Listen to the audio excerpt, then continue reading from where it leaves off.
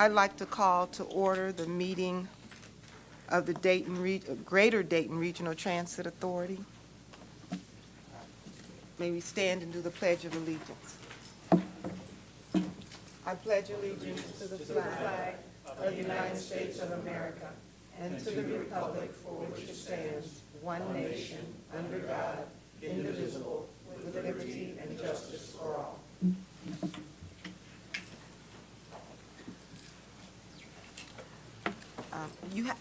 You have an agenda in front of you. I would like to make two changes. One, we will remove item number 10 as new business, and we will have an executive session today.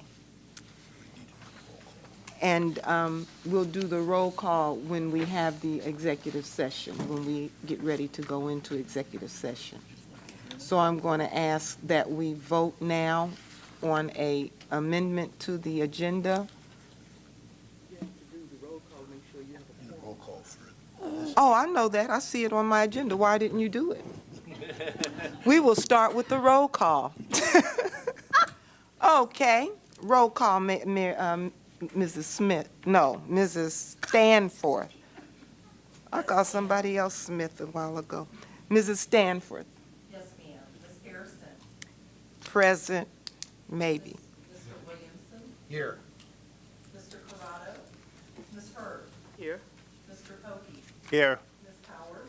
Present. Mr. Lumpkin. Here. Ms. Matthew Stinson. Mr. Webster. Here. Thank you. Thank you. Now, for the consent agenda. As I mentioned, out of order, we will do remove action item number 10 for new business, and we will add a request for executive session near the end of the meeting. Can I get a motion to accept the agenda? I move that we accept the agenda with updates and corrections. Second. It's been properly moved and second. All in favor say aye. Aye. Opposed, same sign. Abstentions, motion carries. The minutes for the meeting of April 4th, 2019 were presented for review to all board members prior to today's meeting. Unless there is any board member who requires a reading of the minutes, I will ask if there are any corrections or additions to the minutes as presented. Having heard no request for a reading of the minutes nor any corrections or additions, the minutes stand approved as presented. The next item on the agenda is the recognition, and Mr. Donahue will handle that. Well, I'm glad to kick it off, and there's a couple other people that are going to speak today. We're here to recognize Michelle Conley today, and she is living proof that the Ohio Public Employees Retirement System is just not right, because she's retiring, and she doesn't look anywhere near the age to be able to do that. So Franz and I talk about pensions a lot and underfunding and all that, and this is maybe a case that's related to that. Brandon is going to say a few things, and I know there's another guy here who knows a little bit about working with Michelle who would like to say a few words, and that's Frank Eckler, our good friend and former director. I didn't know it. He's hiding in the back. He didn't have a jacket on. I didn't know that. Casual dress. Well, he's a man of leisure now. So, but before these guys get started, I did want to say a couple of things. Now that you're retiring, Michelle, I will admit that you're the best damn planning and scheduling person I have ever worked with, and that's in 43 years.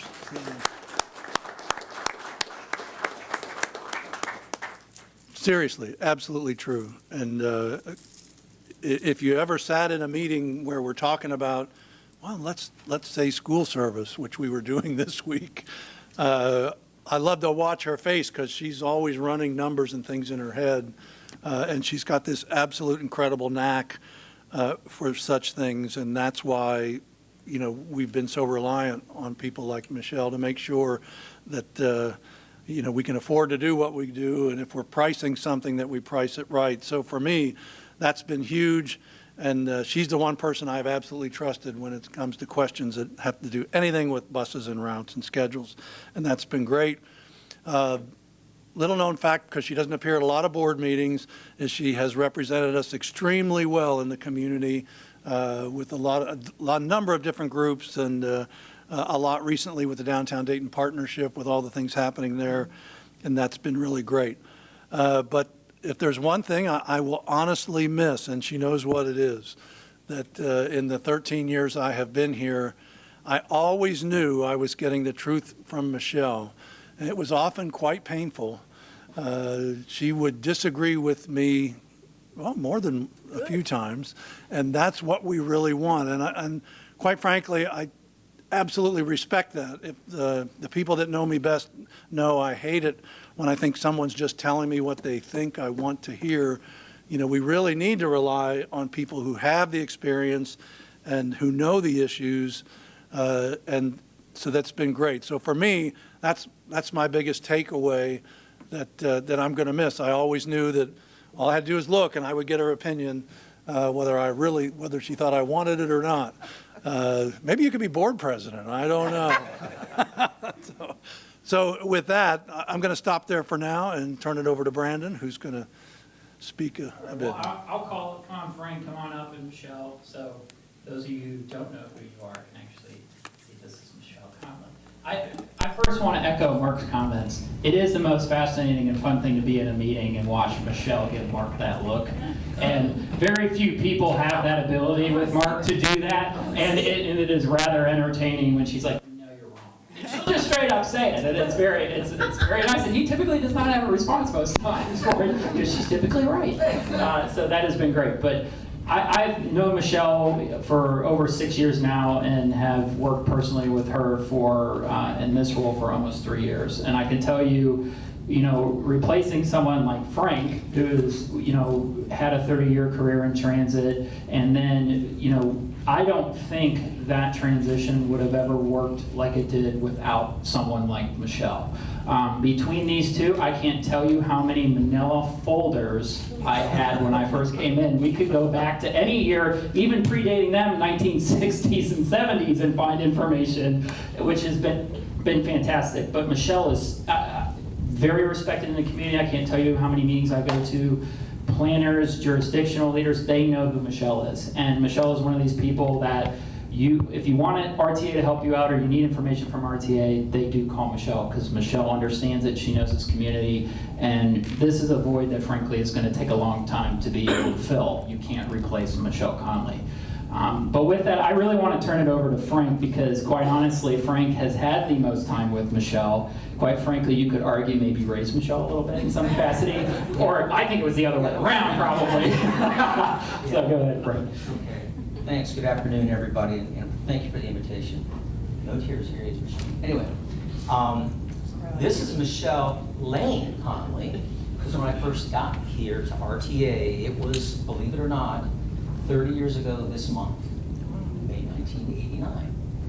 And Michelle and I and 2 other folks shared an office area that was about the size of what we're standing in right here. And we learned to really, really get to know each other quickly and work together.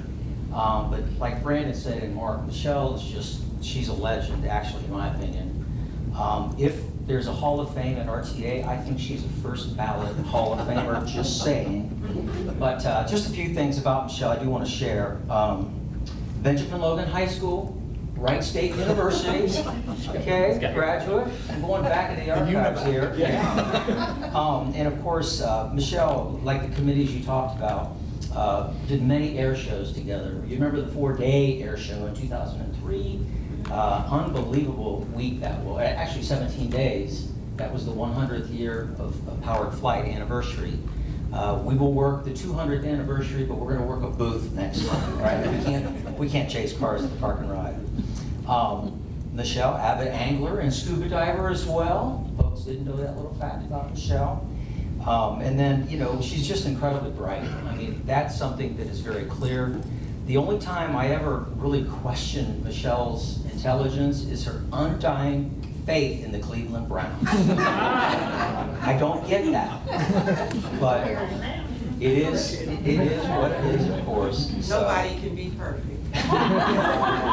But I just really, that's all I really wanted to say. I don't want to belabor this. I think everybody who worked with Michelle understands that, you know, this is a rock star. So I want to congratulate you on your retirement. And I do have something from the Ecklers and the Napiers for you. This is our little BW3 gift card. I think there's a little money left on it. I'm not sure. But we really look forward to spending Sunday afternoons watching your Browns work it to the Super Bowl, and of course our Buckeyes on Saturday afternoons. So congratulations. All right.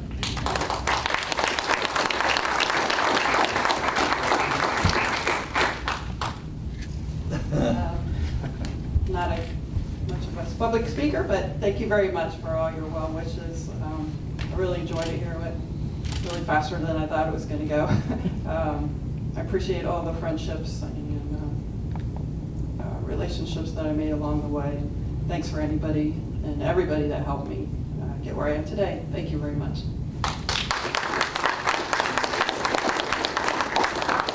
So I think it's fitting that the last route that you designed was the flyer. And I got an email a couple hours ago that I'm glad I saw before I came over here. You know, people were asking me for a long time, and I ended up getting questioned a few weeks ago at the annual meeting of the Downtown Partnership. You know, how's it really doing compared to what you thought it would do? And I reported to them at the time, you know, that in my gut, I said, if we could do 800 people a day in the first year, I'd consider it a success. And I just saw numbers that I believe came from Brandy a little while ago today. The average in April was 1,646 a day. So I think there's nothing better than to know that the last one you did for us was a huge success. And you know, because you get the calls like we do, people want more and more of it. So it says a lot about who you are, Michelle. Thanks so much for the 30 years, and are you really sure about this? Shouldn't have showed the clock.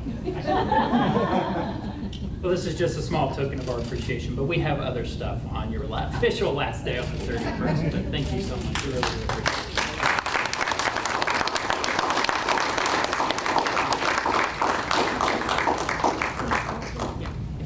Frank, get over here. It's her day.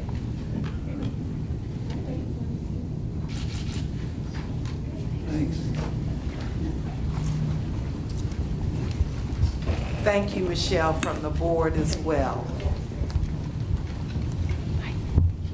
I guess at some point, like after roll call, that whole thing I forgot to do, I was supposed to mention that we do have a quorum.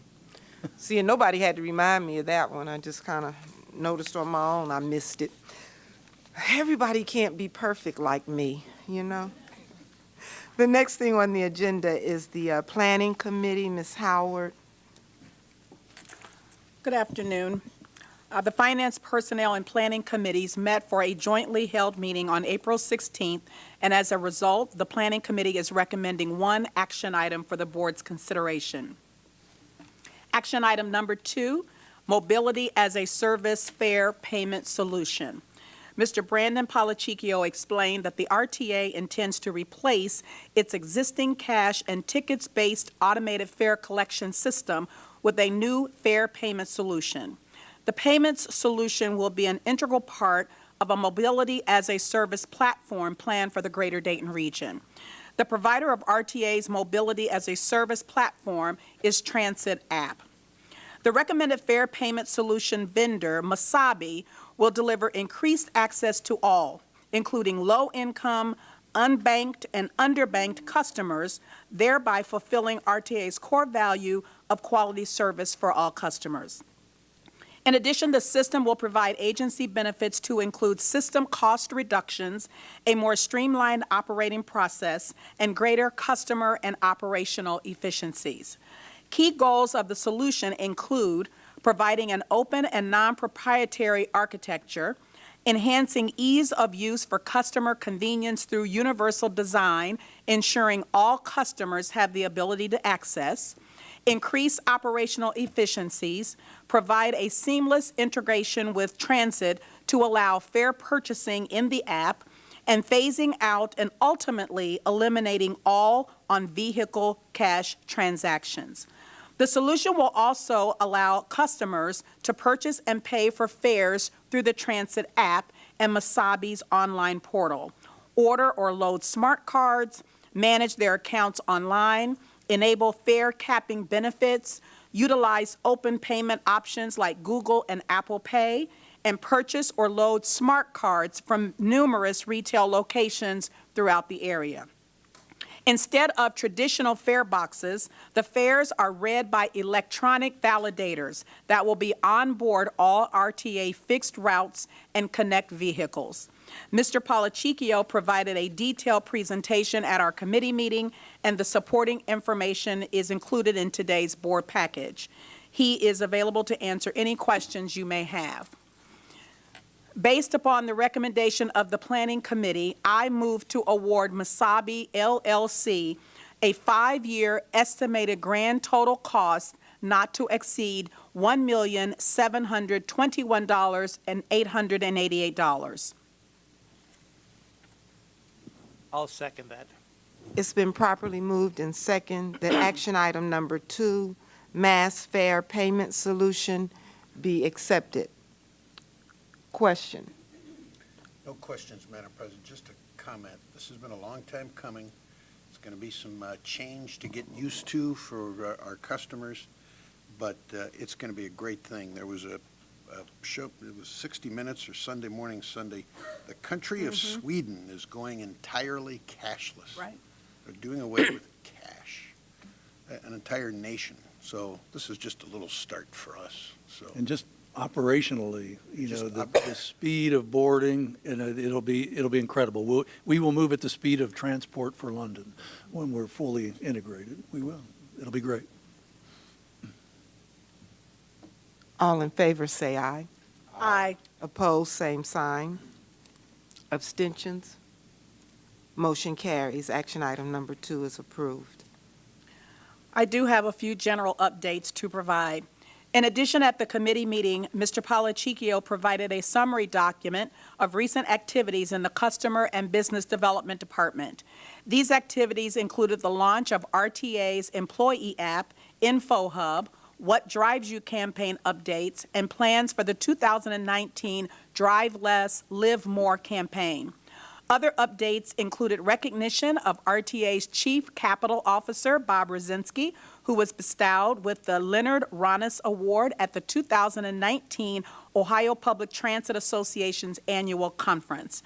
Ronis was the founder and first president of the association and was known for his strong vision and devotion to public transit. Rosinski was the recipient due to his tireless efforts behind the scenes, helping transit systems navigate the funding quagmire, and not just at the RTA. The award was a surprise to him and was recommended for the award by the Ohio Department of Transportation and other transit agencies within the state. This concludes my report, Madam President. Brandon or I will be available to answer any questions you may have. And congratulations again to Bob Rosinski. Any other comments? Hearing none, we'll move to the Finance and Personnel Committee. Mr. Lumpkin.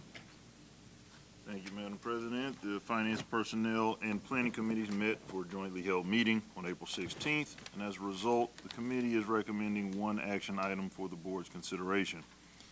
Action item number 3, Fleet Gasoline Purchasing and Reporting System. Greater Dayton RTA recently sought out firms interested in providing a fleet gasoline purchasing and reporting program. This RFP covers RTA's paratransit and non-revenue vehicle unleaded gasoline requirements only. Other products and services such as batteries, tires, motor oil, transmissions fluid, repair services, and car washes will not be a part of this procurement. This procurement is necessary to ensure all RTA vehicles are properly fueled and operational for daily service needs.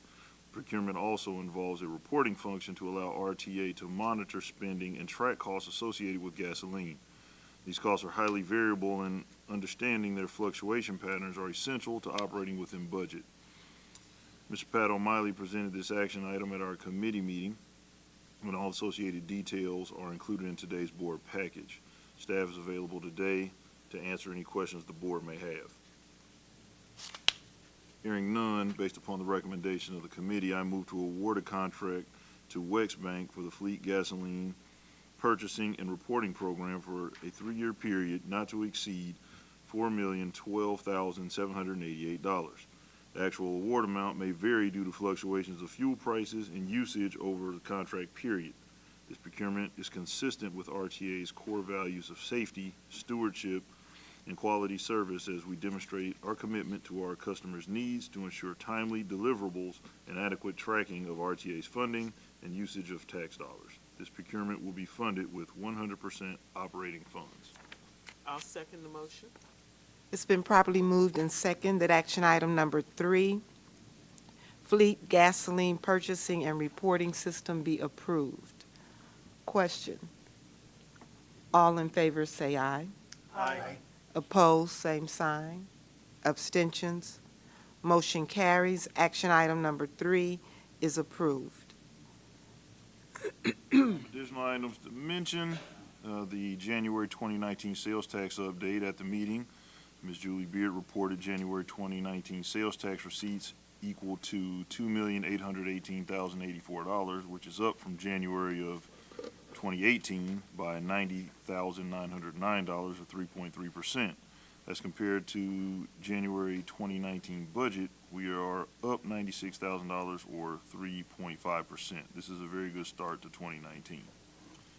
The March 2019 financial statements, Ms. Beard reported for the month of March 2019, the net income before federal and state depreciation is $176,000.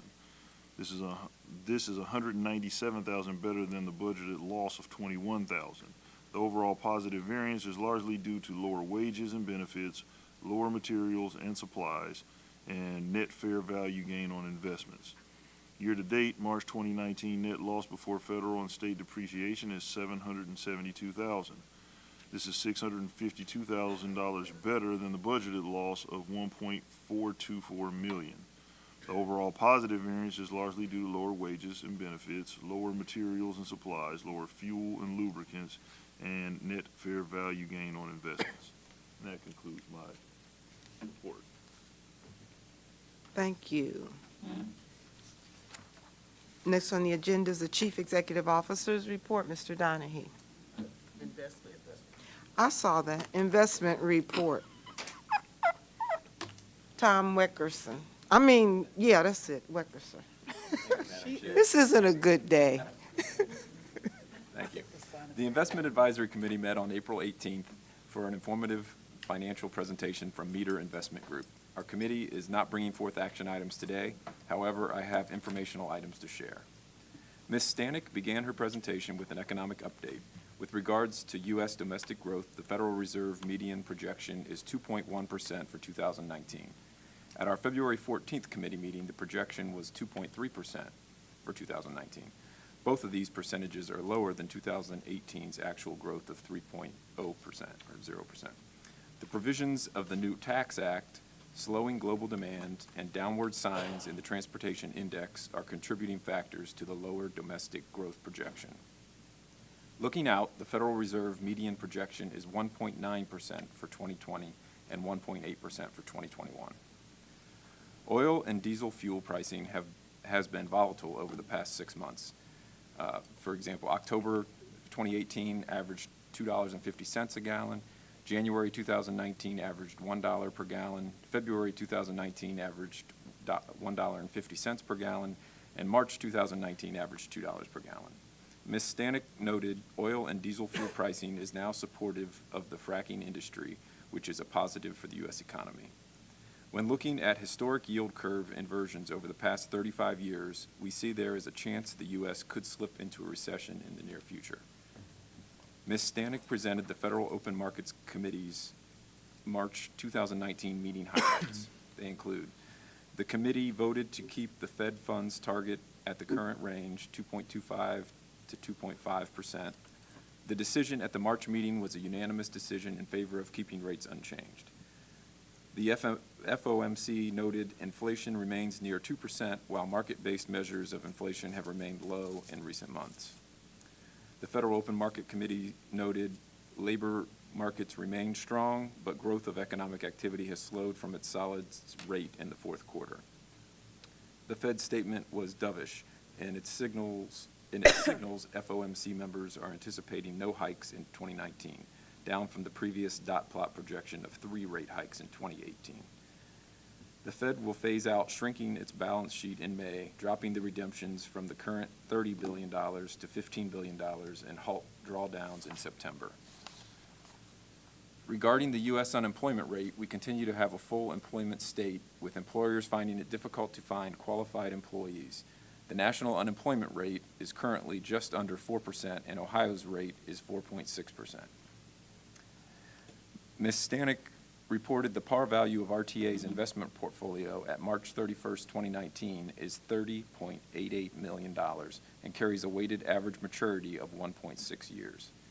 The weighted average yield on the portfolio is 1.72%, and 2019 annual interest income is projected to be $531,170.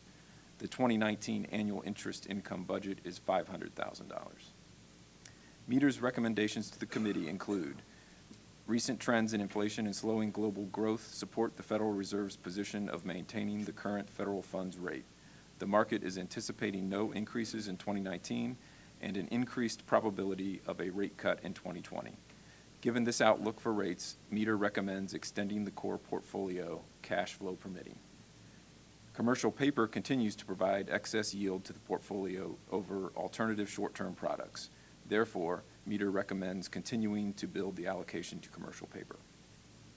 Committee members unanimously agreed with Meter's above stated recommendations. This will be the path followed until the next committee meeting. Also, regarding Montgomery County sales tax receipts discussion in the meeting, Ms. Stanford stated January 2019 receipts are $96,000, or 3.5% higher than budget. This is an excellent start for the new year. As compared to January 2018, receipts are up $91,000, or 3.3%. The next committee meeting is tentatively scheduled for Thursday, July 18th, 2019. Please note this meeting may be canceled. Madam Chair, that concludes my report. Thank you, Tom. Now, for the Chief Executive Officer's report, Mr. Donahue. Thank you, Madam President. I do have a few informational items. But first, I want to clarify, since Frank brought a gift card and you heard people chuckling in the audience, Frank used to have weekly staff meetings in which, I believe it was trivia-based, right? He would give away these small gift cards. And our beloved Carmen Gaines was a winner one time of, I think, a Grader's gift card. Unbeknownst to Carmen and Frank, Frank's lovely niece, I believe, who was staying with Frank and Linda at the time, had taken the card and used it.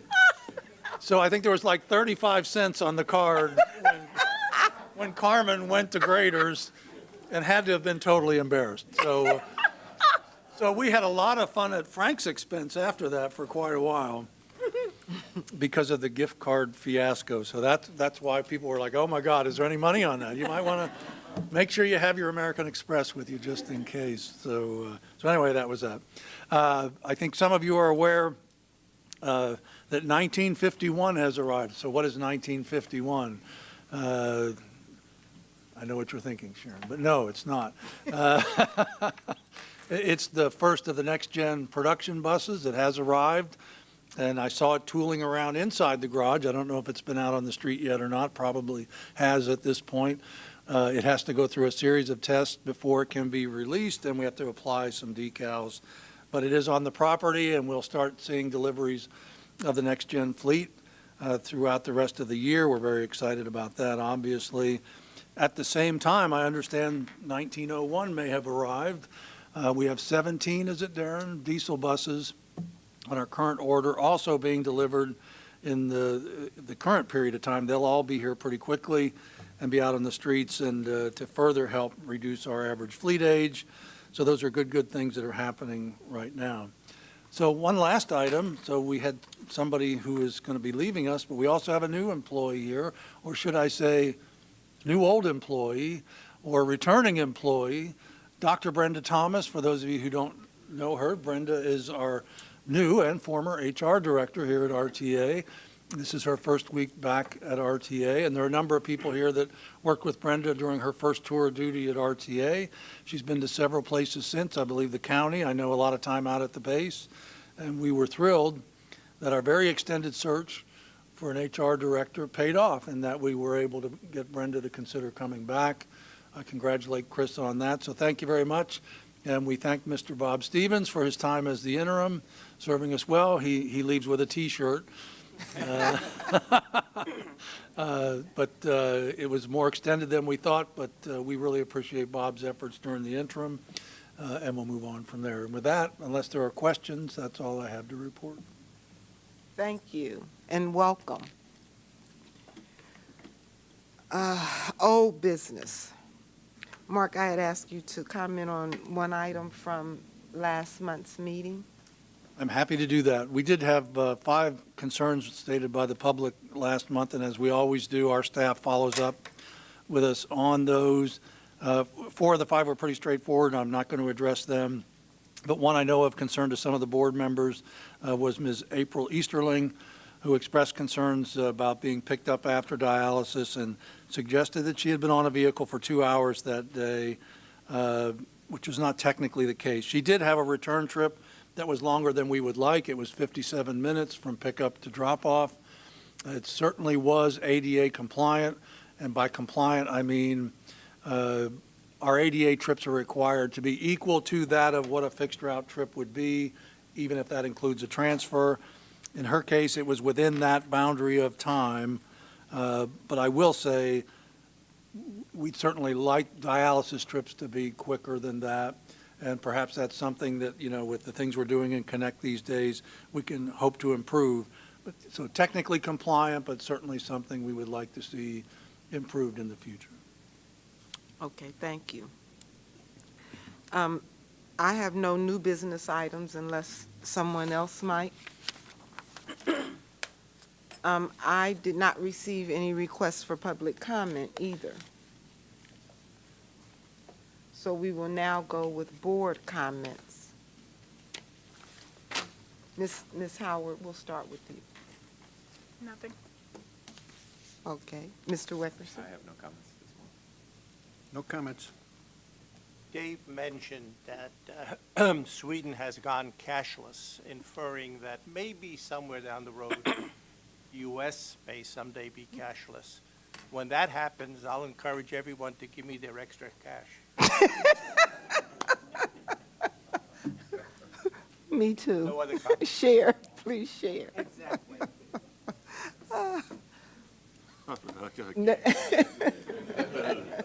Well played, Franz. Well, I'm already cashless.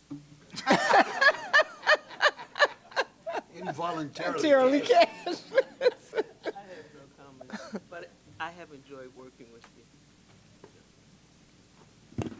Okay. There is a need to have an executive session. So I am requesting that we have an executive session for the purpose of reviewing negotiation and bargaining sessions. And we need to take a roll call. I move that we adjourn into executive session for the purpose stated. Second. It's been properly moved and second. May we have a roll call? Ms. Mina, Ms. Hairston, Yes. Ms. Hurd, Yes. Mr. Hoagie, Yes. Ms. Howard, Yes. Mr. Lumpkin, Yes. Mr. Williamson, Yes. Mr. Weckerson. Yes. Thank you. We will adjourn into executive session, and there will be no action taken when we come out. You're welcome to leave or stay.